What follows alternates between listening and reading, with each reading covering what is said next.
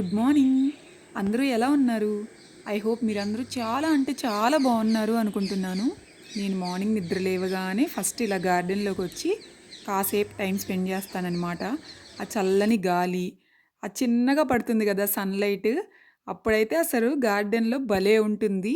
And తర్వాత ఇవన్నీ కూడా నేను నైట్ నానబెట్టుకుంటానన్నమాట.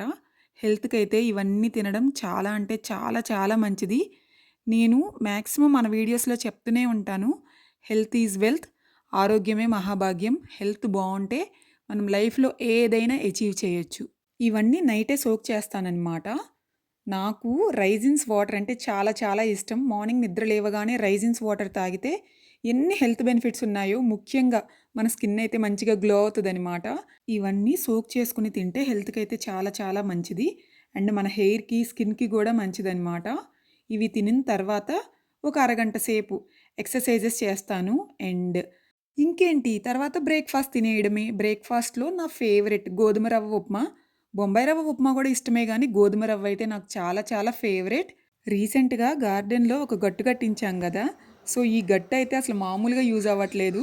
మేము మార్నింగ్ గానీ, లేదనంటే ఈవినింగ్ గానీ, ఏ టైంలో అయినా సరే ఇక్కడ ఎక్కువ టైం స్పెండ్ చేస్తూ ఉంటాము. వాటితో పాటు ఇలా ఏవైనా సరే ఆరబెట్టుకోవాలంటే మాత్రం బాగా యూజ్ అవుతుంది. ఈరోజు మా ఇంట్లో కూరేంటంటే తోటకూర. సారీ తోటకూర కాదు, ఇది చుక్కకూర అనమాట.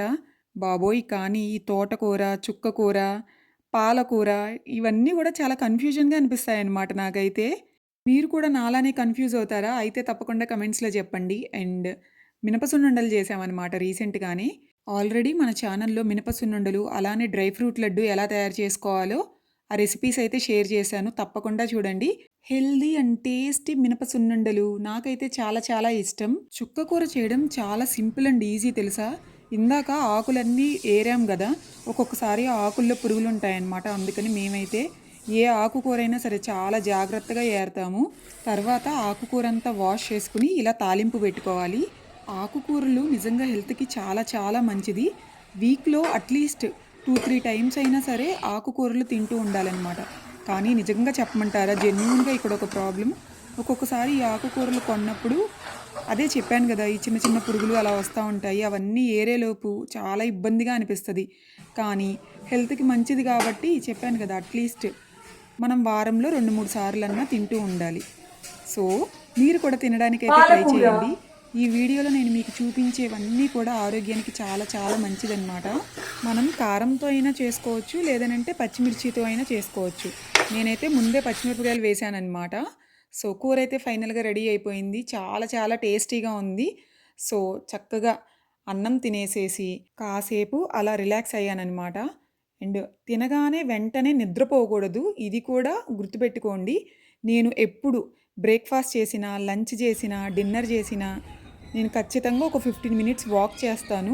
సో, ఇది అయితే నేను రీసెంట్‌గానే అలవాటు చేసుకున్నాననమాట ఒక హ్యాబిట్ లాగా. ఈవినింగ్ అయింది. ఇలా గార్డెన్‌లోకొచ్చి కాసేపు మళ్ళీ అలా కూర్చున్నాము. అండ్ మామూలుగా అయితే డైలీ ఎక్కువ కాఫీలు తాగుతూ ఉంటాననమాట. కానీ ఇలా కాదులే, కొంచెం కాఫీ తగ్గించుకోవాలి అని చెప్పి ఈరోజైతే ఇలా పాలలో కొంచెం టర్మరిక్ వేసుకుని నేనైతే పాలు తాగాను. మళ్ళీ కాసేపు వాక్ చేద్దామని చెప్పి ఇలా రోడ్డు దగ్గరికి వస్తే చూశారు కదా, ఇలా మేకలైతే వెళ్తూ ఉన్నాయన్నమాట. సో, దాన్నైతే ఒకసారి క్యాప్చర్ చేశాను. అండ్ ఇప్పుడైతే వాక్ చేస్తున్నాను. వాకింగ్ అనేది హెల్త్‌కి చాలా మంచిదండి. మీరు మార్నింగ్ అయినా సరే అలా చక్కగా వాక్ చేయొచ్చు. లేదు అనంటే బ్రేక్‌ఫాస్ట్ తర్వాత, లంచ్ తర్వాత, డిన్నర్ తర్వాత ఏ టైం అయినా సరే రోజులో ఒక 10,000 స్టెప్స్ నడిస్తే మంచిదంట.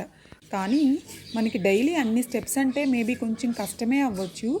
సో, అట్‌లీస్ట్ కాసేపన్నా ముందు బిగినర్స్ అయితే నడవడానికి ట్రై చేయండి. సో, నడుస్తున్నప్పుడు గూడా ఒక హ్యాపీనెస్ ఉంటది తెలుసా మీకు? నిజంగా చెప్తున్నాను. ఏదైనా సరే మనం ఇష్టపడి చేశామంటే ఆటోమేటిక్‌గా హ్యాపీనెస్ వచ్చేస్తుంది అంతే. అండ్ గార్డెన్‌లో ఈరోజు పచ్చిమిరపకాయ మొక్కలు పెడుతున్నామనమాట. మొన్న రీసెంట్‌గానే ఈ బొప్పాయి చెట్టు కొట్టేసాం గుర్తుందా? సో, ఆ బొప్పాయి చెట్టుని అట్లనే పెట్టేసామనమాట ఆకులన్నీ పారేసి. ఈ పచ్చిమిరపకాయల చెట్లన్నీ వాటి మీద అలా పేర్చుకుంటూ వచ్చాను. అసలు చూసారా పచ్చిమిర్చి చెట్లు ఎంత క్యూట్‌గా ఉన్నాయో? బుజ్జి బుజ్జిగా అసలు భలే ఉన్నాయి నాకైతే. ఇవన్నీ పాదులు తీసి ఇప్పుడైతే ఇక్కడ పెట్టబోతున్నాము. అసలు ఒక 1 ఇయర్ బ్యాక్ గార్డెన్లో ఒక టొమాటో మొక్క ఉందన్నమాట. 2 టొమాటో మొక్కలు అసలు కొన్ని వందల కాయలు కాసాయి. ఈ ఇయర్ కూడా కొన్ని టొమాటో మొక్కలు అయితే పెట్టామన్నమాట. మీకు ఆ వీడియో లింక్ డిస్క్రిప్షన్ బాక్స్లో ఇస్తాను, తప్పకుండా చూడండి. అన్ని కాయలు కాసాయి తెలుసా మీకు? నిజంగా ఇప్పుడు గుర్తు తెచ్చుకుంటే అనిపిస్తుంది భలే కాసాయి కదా అప్పుడు అని. ఈ సంవత్సరం కూడా 2 చోట్ల టొమాటో మొక్కలు పెట్టాము. సో వెయిట్ చేస్తున్నామన్నమాట, ఇది కూడా ఎప్పుడు మంచిగా పెరుగుతుందా అని చెప్పి. సో ఇలా పాదులు తీసి ఈ పాదుల్లో ఇప్పుడు ఆ పచ్చిమిర్చి చెట్లు పెడుతున్నాం.